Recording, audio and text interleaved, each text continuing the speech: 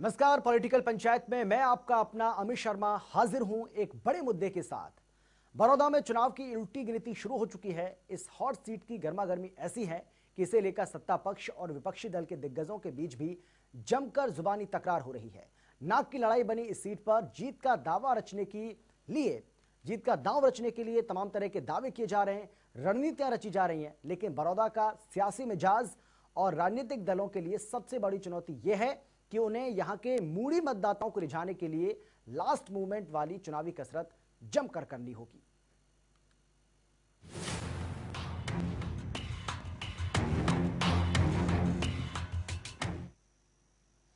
बड़ौदा उपचुनाव को लेकर हरियाणा में सियासत इस कदर गर्मा गई है कि सीएम और नेता प्रतिपक्ष आमने सामने आ गए हैं और खुलकर एक दूसरे को चुनौती दे रहे हैं। इससे पहले कि आज की पॉलिटिकल पंचायत को हम शुरू करें, देखिए ये रिपोर्ट। टेस्ट हो जाएगा, वो भी इस्तीफा दे के आ जाए, मैं भी इस्तीफा दे के जाता हूँ, दोनों बड़ौदा से लड़ लेते हैं, लोगों को फैसला कर लेंगे। हुआ कि नहीं हुआ तो मैं उस पर अब भी कायम हूँ। अगर वो चाहें तो इस्तीफा दे के आ जाएं, मैं तैयार हूँ चुनाव लड़ने के लिए उनके मुकाबले में। नहीं तो हम अपने किसी मजबूत कैंडिडेट को वहाँ से लड़ाएंगे। उन्होंने प्रयोग करके देख लिया है। अपने बहुत बड़े नेता, राष्ट्रीय स्तर के नेता को एक और चुनाव लड़ा के देख लिया उन्होंने। हम तो कहते हैं वो प्रयोग करें, दूसरा भी करें, हम उनको ध्यान में करा देंगे, ठीक है ना। इसलिए हम तो सामान्य कार्यकर्ता से अगर वो चुनाव में आते तो उनको हराने का दम रखते हैं। जैसे जींद में हमने एक सामान्य नए कार्यकर्ता से सुरजेवाला को हराया था, यहां भी हम सामान्य कार्यकर्ता से, वहीं स्थानीय कार्यकर्ता से हुड्डा साहब आते हैं तो उनको हराने का काम हम करेंगे। सियासत के अखाड़े में उतरे नेता विपक्ष भूपेंद्र सिंह हुड्डा का खून बड़ौदा उपचुनाव से इन पहले उबाल मारने लगा है कि नहीं होता बर्दाश्त, इस्तीफा दे मनोहर लाल, मेरे सामने लड़े चुनाव। यही लिटमस टेस्ट हो जाएगा, वो भी इस्तीफा दे के आ जाए, मैं भी इस्तीफा दे के जाता हूँ, दोनों बड़ौदा से लड़ लेते हैं, लोगों को फैसला कर लेंगे। हुआ कि नहीं हुआ तो मैं उस पर अब भी कायम हूँ। अगर वो चाहें तो इस्तीफा दे के आ जाएं, हम अपने किसी मजबूत कैंडिडेट को वहाँ से लड़ाएंगे। भूपेंद्र सिंह हुड्डा के इस बयान पर हरियाणा की सियासत के सरताज सीएम मनोहर लाल कुछ बोलने से अपने आप को रोक नहीं पाए और सियासत की लड़ाई दो पार्टियों के शीर्ष नेताओं के बीच आ गई। दोनों आमने सामने आ गए। मनोहर लाल ने हुड्डा की इस चुनौती पर ऐसा जवाब दिया जिसके बाद हुड्डा को बोलने से पहले अब शायद सोचना पड़ जाए। सीएम कहते हैं हुड्डा इस्तीफा दें, लड़े बड़ौदा चुनाव, हमारा साधारण कार्यकर्ता उन्हें हराने का दम रखता है। उन्होंने प्रयोग करके देख लिया है। अपने बहुत बड़े नेता, राष्ट्रीय स्तर के नेता को एक और चुनाव लड़ा के देख लिया उन्होंने। हम तो कहते हैं वो प्रयोग करें, दूसरा भी करें, हम उनको ध्यान में करा देंगे, ठीक है ना। इसलिए हम तो सामान्य कार्यकर्ता से अगर वो चुनाव में आते तो उनको हराने का दम रखते हैं। राजनीति में जब बयानबाजियों का दौर शुरू होता है तो ये कोई नहीं जानता कि लड़ाई किस हद तक अंजाम पहुंचेगी। सीएम ने हुड्डा के साथ साथ सुरजेवाला को भी घसीट लिया और कह दिया कि हुड्डा आजमा चुके हैं जींद में अपने सबसे बड़े नेता सुरजेवाला को खड़ा करके। हमारे सामान्य कार्यकर्ता ने उन्हें वहां से हराया और यहां बड़ौदा में भी हम हुड्डा को ऐसे ही हरा देंगे। जींद में हमने एक सामान्य नए कार्यकर्ता से सुरजेवाला को हराया था, यहां भी हम सामान्य कार्यकर्ता से, वहीं स्थानीय कार्यकर्ता से हुड्डा साहब आते हैं तो उनको हराने का काम हम करेंगे। हरियाणा की राजनीति बड़ौदा उपचुनाव से पहले उस मुकाम पर आ पहुंची है जहां दो सबसे बड़ी पार्टियों के सबसे बड़े नेता आमने सामने हैं। चुनाव से पहले हम बस इतना ही कहेंगे, संभाल लो, सहेज लो, समेट लो इन बयानों को, इन पलटवारों को, क्योंकि चुनाव इसीलिए तो आते हैं। जनता टीवी के लिए चंडीगढ़ से पवन सिवर की रिपोर्ट।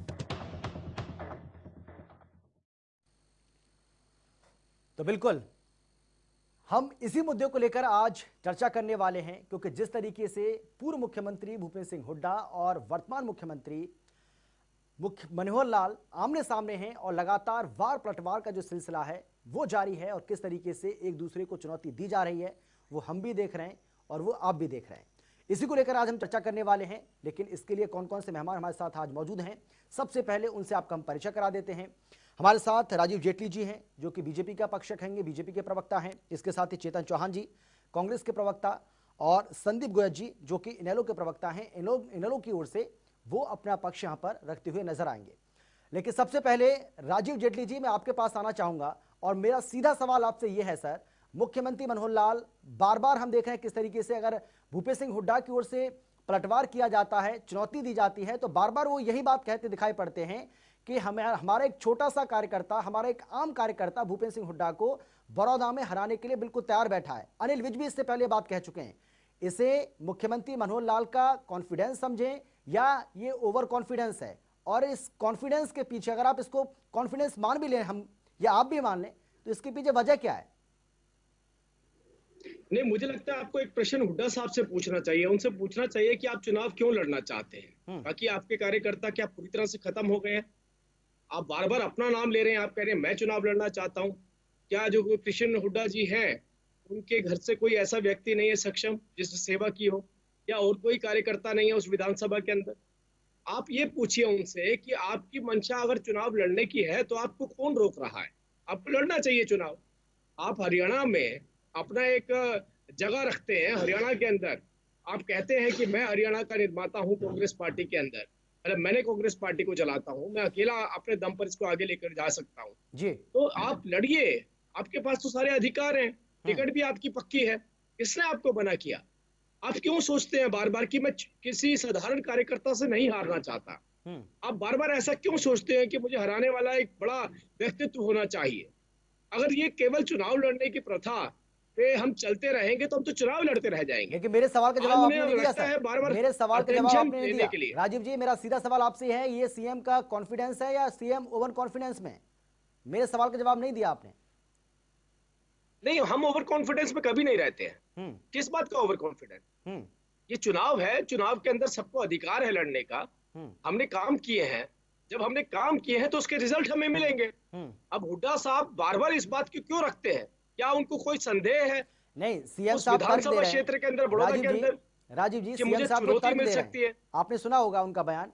वो जो तर्क दे रहे हैं, वो कह रहे हैं कि हमने कांग्रेस को जिन में भी हराया, आपने देखा होगा जिन उपचुनाव में किस तरीके से करारी हार का सामना कांग्रेस को करना पड़ा था। हमने रणदीप सुरजेवाला को हराया, उनका नाम लिया बाकायदा उन्होंने। लेकिन आपको नहीं लगता है कि तब की परिस्थितियां और आज की परिस्थितियों में जमीन आसमान का अंतर है? आपको लगता है ऐसा या नहीं लगता आपको? नहीं, हम तो इंतजार कर रहे हैं एक बार ये टेस्ट और ले लिया जाए। देखिए, आप भूपेंद्र सिंह हुड्डा जी के सुपुत्र को उनके घर में जाके हमने हराया, जो कहते थे हमारे सबसे बड़ा गढ़ है। आज हम चाहते हैं सुरजेवाला जी को हराया हमने। कांग्रेस का ऐसा कौन सा नेता है जो आज भारतीय जनता पार्टी के सामने खड़ा हो सकता है? एक गुंजाइश रह गई है भूपेंद्र सिंह हुड्डा जी की, ये मौका हमें और दे दीजिए। हम चाहते हैं भूपेंद्र सिंह हुड्डा जी चुनाव लड़े, और लड़े तो जो इनके मन में संदेह है वो संदेह भी दूर कर दिया जाएगा। हमारा तो अगला टारगेट किलो ही है। भूपेश सिंह हुड्डा तो कह रहे हैं ना मैं चुनाव नहीं, राजीव जी भूपेश सिंह हुड्डा तो कह रहे हैं कि मैं चुनाव लड़ने के लिए तैयार हूं, लेकिन आप सीएम को तो लाइए मैदान में। सीएम इस्तीफा देकर आप दूसरी पार्टी से कह रहे हैं कि मैं निर्धारित करूं आपका कैंडिडेट, आप खुद लड़िए। अब हमारी पार्टी का कैंडिडेट कैसे निर्धारित कर सकते हैं? अगर आप चुनाव लड़ना चाहते हैं तो अधिकार आपके पास है। ये तो राजीव जी आता हूं मैं आपके पास, बात कह दी। आता हूं मैं आपके पास। चेतन जी, एक छोटे से आम कार्यकर्ता बीजेपी का वो हराने के लिए तैयार है भूपेश सिंह हुड्डा को। जब बीजेपी के तमाम नेता इस बात को बार बार कह रहे हैं, तो फिर क्या भूपेश सिंह हुड्डा ही बसते हैं आपके लिए? आप उनको वहां से चुनाव लड़वाएं? क्या कोई पार्टी का ऐसा नेता आपके पास नहीं है जो बीजेपी के कैंडिडेट को या गठबंधन का जो कैंडिडेट होगा उसको चुनौती दे सके?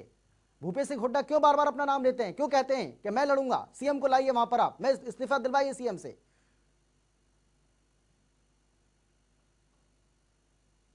चेतन जी,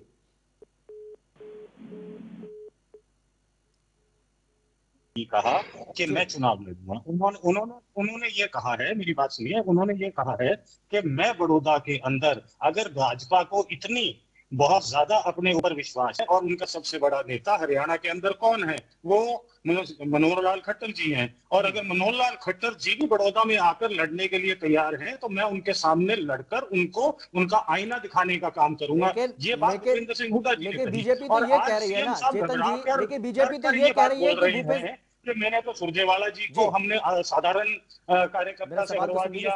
अरे अगर आप इस्तीफे की मांग भूपेंद्र सिंह हुड्डा जी से सीएम साहब कर रहे हैं तो आप भी इस्तीफा दीजिए, दोनों सामने आ जाइए। नहीं, वो ये कह रहे हैं ना, लेकिन वो ये कह रहे हैं कि सीएम को इस्तीफा देने की नौबत ही नहीं आएगी। सीएम को इस्तीफा देने की जरूरत ही नहीं है। हमारा एक छोटा सा आम कार्यकर्ता भूपेंद्र सिंह हुड्डा को हराने में सक्षम है, हम ये करके दिखा सकते हैं। पहले अनिल विज ने कहा और अब मुख्यमंत्री ने ये बात कही है, तो मैं यही जानना चाह रहा हूँ इस्तीफे की आपसे। बात कहां से आई? इस्तीफे की बात कहां से आई, मुझे ये बताइए। इस्तीफा तो सीएम साहब मांग रहे हैं, हम तो मांग ही नहीं रहे। हमने तो ये कहा कि अगर आप इतने लोकप्रिय हैं, मुख्यमंत्री हो बनकर आइए सामने, आप मुख्यमंत्री बनकर बड़ौदा में चुनाव लड़िए।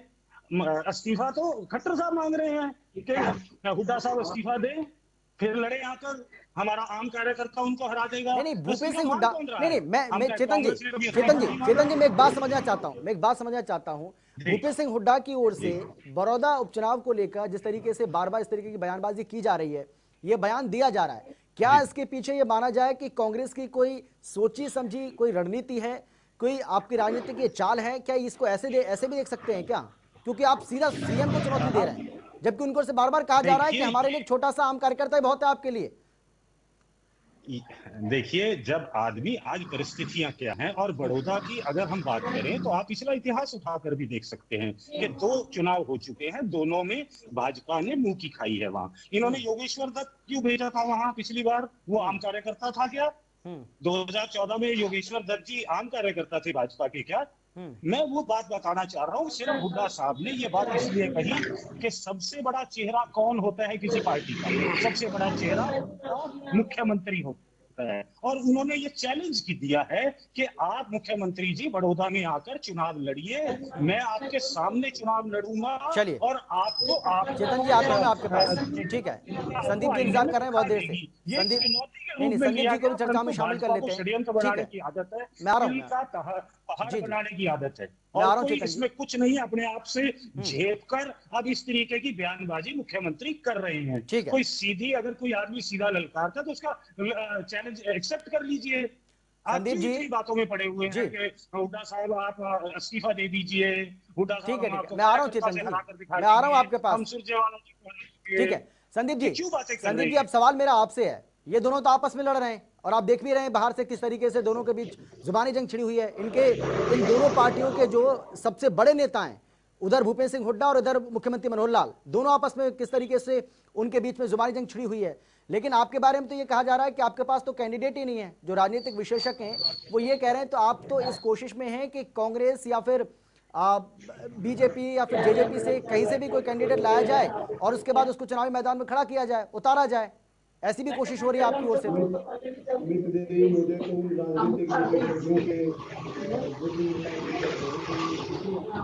जो बड़ौदा जो चौधरी देवीलाल के समय से लेकर आज तक इंडियन नेशनल लोकदल का गढ़ रहा है, वहाँ हमें प्रत्याशियों की कमी तो नहीं है बिल्कुल भी। और रही बात इस प्रकार से भारतीय जनता पार्टी के और कांग्रेस के कैंडिडेट और प्रवक्ता जिस प्रकार से जुबानी जंग लड़ रहे हैं, ये किसानों के हितों की लड़ाई तो लड़ नहीं रहे, ना विधानसभा के अंदर लड़ते, ना सड़कों के ऊपर लड़ते, पर टीवी के ऊपर एक ऐसी उल फुजुल बयानबाजी देकर अपने आप को चर्चा में रखना चाहते हैं। देखिए मुख्यमंत्री जी ने क्या बयान दिया कि जींद के उपचुनाव में हमारे एक छोटे से कार्यकर्ता ने कांग्रेस के रणदीप सुरजेवाला को हराया। मैं यहाँ एक चीज नोट कराना चाहता हूँ, ना तो किशन मिड्डा बीजेपी का कभी कार्यकर्ता रहा था, वो इंडियन नेशनल लोकदल के वहां के 2 बार से लगातार विधायक रहे, उनके पुत्र थे, वो हमारी पार्टी से जाकर बीजेपी के अंदर गए थे, ना कि बीजेपी का एक आम कार्यकर्ता। तो पैराशूट कैंडिडेट था, इंडियन नेशनल लोकदल की पृष्ठभूमि से आकर उन्होंने रणदीप सुरजेवाला को हराया था। रणदीप सुरजेवाला को हराने के लिए कांग्रेस वालों ने ही कांटा निकालने का काम किया था।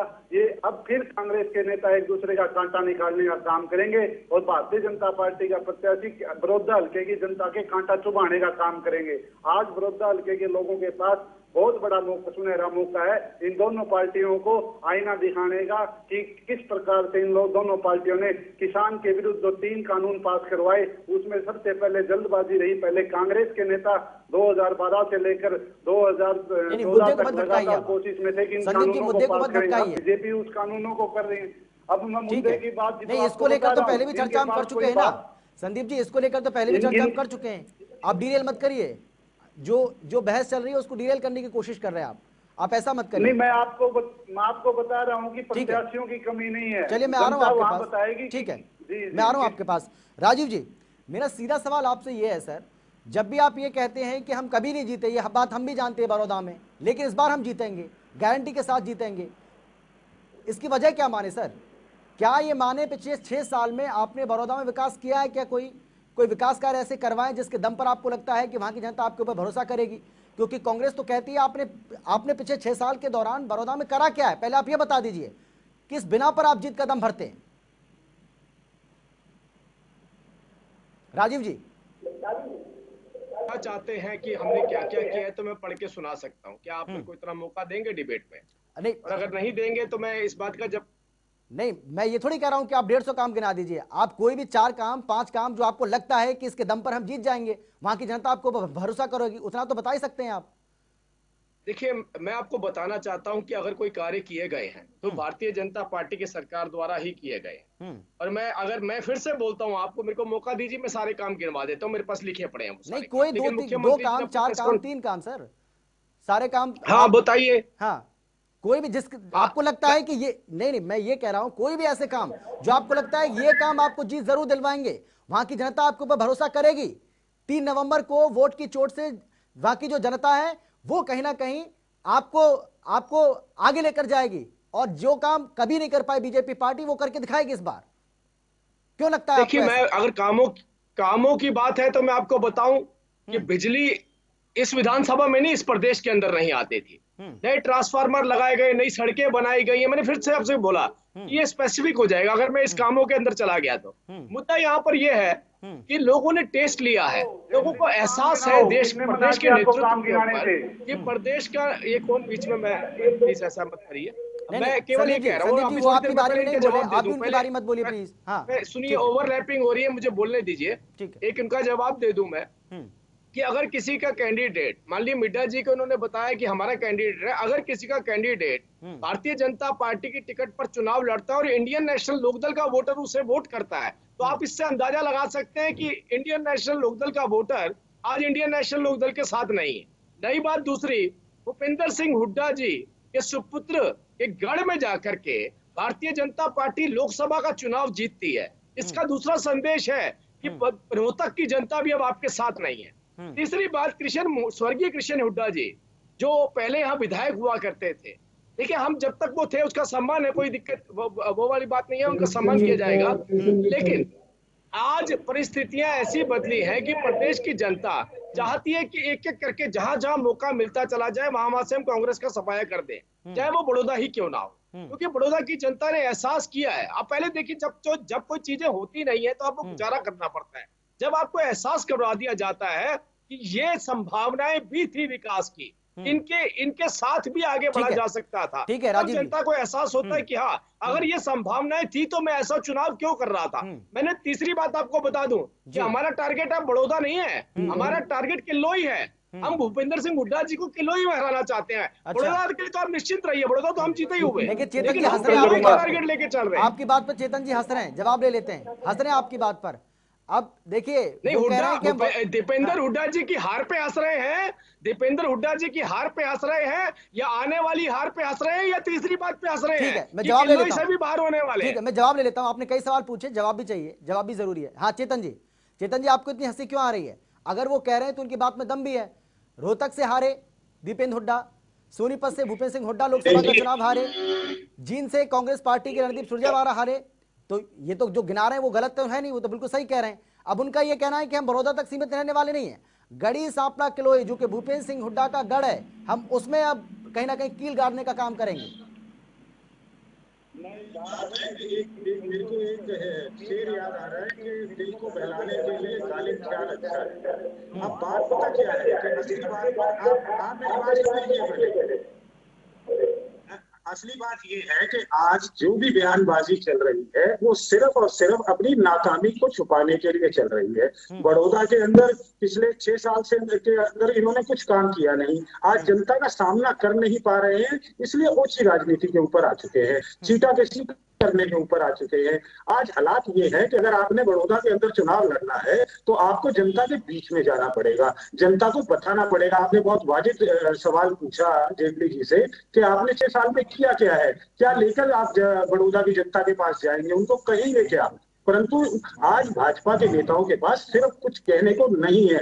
ये बात कोई झूठी नहीं है, आपका चैनल भी दिखा चुका है कि अंबाला के अंदर आपके भाजपा और जजपा के नेताओं के लिए गांव के अंदर आना मना कर दिया है, ऐसे पोस्टर चिपक चुके हैं। ये हालात हैं आज भाजपा और जजपा के। और आज ये कहते हैं कि हम किलोई हराएंगे, हम बड़ौदा में जनता टीवी ने तो ये भी दिखाया, चेतन जी हमने तो ये भी दिखाया कि सड़कों के गड्ढे नहीं भरे गए हैं बड़ौदा में, बिजली की कमी वहां पर बनी हुई है।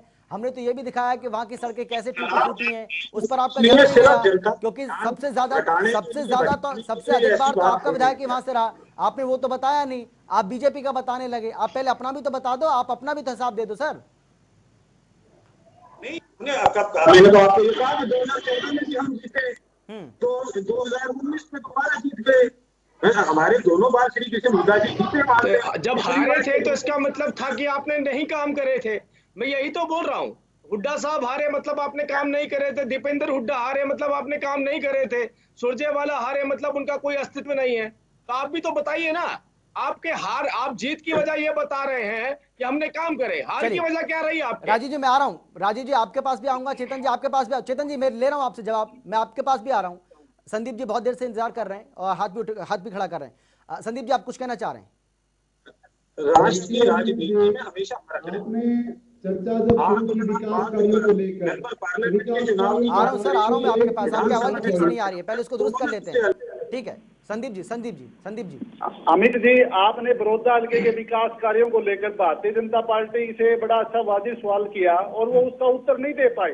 150 नाम गिनाने की बात करने वाले आज हल्के के अंदर जाकर देखिए, इस हल्के की सड़कें टूटी पड़ी हैं। वो सवाल तो आपसे भी हो सकते हैं सर, वो सवाल तो आपके भी हो सकते हैं, आप भी कहते हैं वो आपका गढ़ रहा है। कांग्रेस से पहले तो आप ही का गढ़ था वो, कांग्रेस से पहले तो आप ही का गढ़ था। आपने क्या किया वो भी बता दो, आप बताइए ना क्या किया आपने। अमित जी आप सुनने का थोड़ा पेशेंस रखिए। मैं आपको काम हमारे किनारों में वहां लग रहा हूँ। हमारा नंबर 1 काम आउलाना के अंदर शुगर मिल बनाई, हमारा नंबर 2 काम गुआना के पास में हमने सब्जी मंडी बनाई, हमारा अनाज मंडी बनाई, हमने स्कूल अपग्रेड करे, रस्ताओं का निर्माण किया, हमने अब स्कूलों को अपग्रेडेशन करने का काम किया, सड़कें पक्की कराई, संपर्क रोड जो थे वो हमने बनवाए, किसानों की फसल का एक एक दाना खरीदने का काम हमने किया। अगर इनेलो सरकार के किए हुए काम गिनाने की बात करें तो भारतीय जनता पार्टी कांग्रेस के लोग टीवी की डिबेट छोड़कर चले जाएंगे। जनता को बेवकूफ बनाने के लिए एक बात तो कह देते हैं कि हमने बहुत काम कराए। आप 5 मुख्य काम इन दोनों प्रवक्ताओं से पूछ लीजिए और मैं अकेली हमारी पार्टी का, मैं आपको 10 मुख्य काम बता रहा हूँ। इन दोनों प्रवक्ता यहाँ बैठे हैं, मैं चैलेंज देता हूँ दोनों मिलकर 5 मुख्य कार्य बता दीजिए जिसके बेस के ऊपर ये हल्के की जनता को जाकर वोट मांगने के लिए इनका हिम्मत रख सके। दूसरी बात मैं अमित जी एक बात कहूंगा, जो कांग्रेस के प्रवक्ता ने कहा कि हमने बड़े विकास कार्य किए, 10 साल में इन्होंने बड़ौदा हल्के के लिए कोई बड़ी सौगात दी? मुख्यमंत्री मनोहर लाल खट्टर ने तो इसको पाकिस्तान समझ रखा था बड़ौदा हल्के को, कोई विकास कार्य करके दिखाया?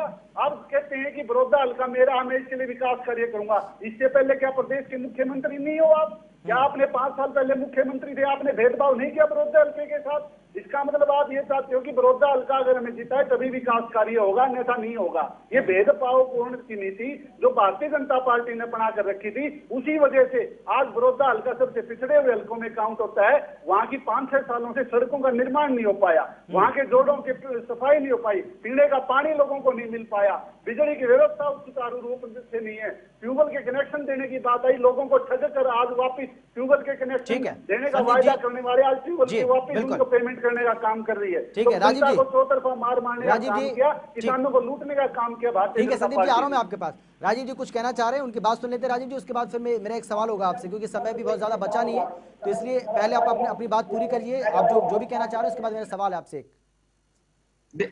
देखिए पहले तो बात ये कि हम डिबेट कर रहे थे, मुझे पता नहीं था कि हमें नारे लगाने थे, तो मैं सारे काम बता सकता था। नहीं काम ही बता रहे थे, 45 सड़कों का सुदृढ़ीकरण, मैं आपको बता रहा हूं 45 सड़कों को ये बीच में शोर मत बचाए, मैं इनके बीच में नहीं बोल रहा था।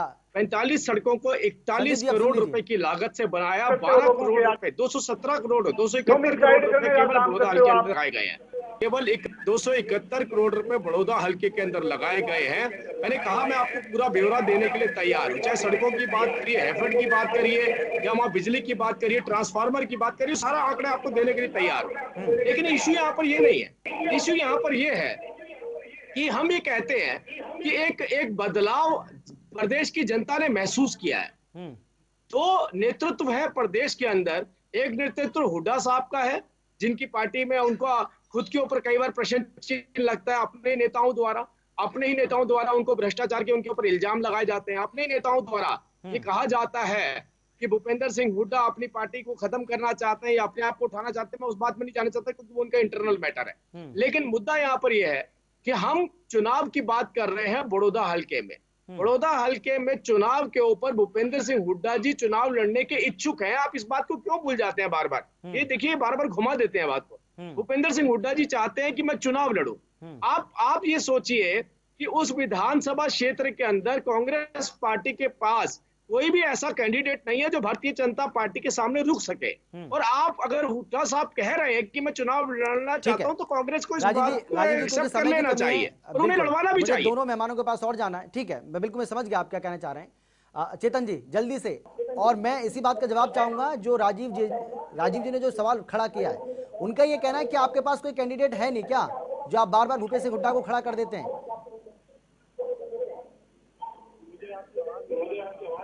क्या सवाल किया आपने? चेतन जी, ये सवाल मेरा नहीं है, ये सवाल राजीव जी का है। राजीव जी ये कह रहे हैं कि भूपेंद्र सिंह हुड्डा बार बार चुनौती इसलिए दे रहे हैं क्योंकि आपके पास कोई नेता है ही नहीं जो वहां से चुनाव लड़ सके, कोई उम्मीदवार ऐसा है ही नहीं आपके पास, और इसीलिए भूपेंद्र सिंह हुड्डा बार बार कहते हैं कि मैं लड़ूंगा चुनाव मुख्यमंत्री के सामने, मुख्यमंत्री को लड़ाई है मेरे सामने।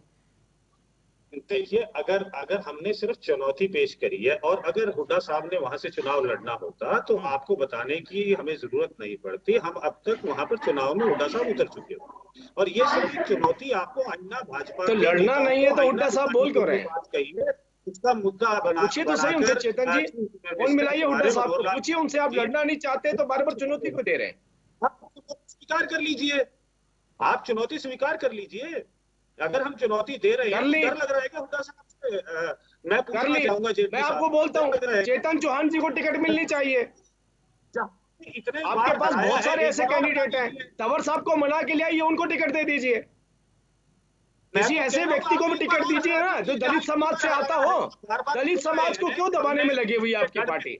किसी ऐसे व्यक्ति को दे दीजिए टिकट। ठीक है संदीप जी, अरे मिसाल पेश कीजिए, आप केवल गर्दन तोड़ने के लिए बैठे हैं क्या? दलित समाज की गर्दन तोड़ने के लिए बैठे हैं। संदीप जी जल्दी से 10 सेकंड आपके साथ, आपके पास सिर्फ 10 सेकंड। बड़ी विचित्र स्थिति बनी हुई है, बड़ी विचित्र स्थिति बनी हुई है।